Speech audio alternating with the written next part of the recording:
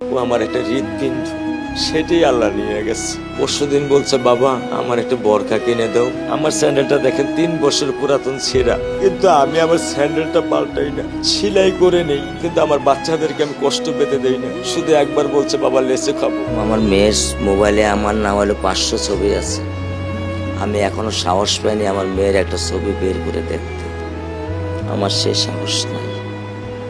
আমি সে সাহস হারাই ফেলছি, কারণ ও আমার ছিল হৃৎপিণ্ড।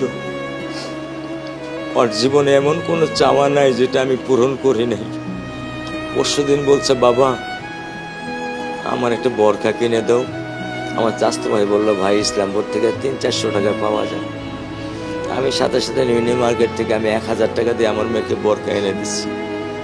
আমি দরিদ্র, ভাঙা বাসায় থাকি, কিন্তু আমার সন্তানদেরকে আমি কখনোই দারিদ্রতার স্বাদ পেতে দেইনি।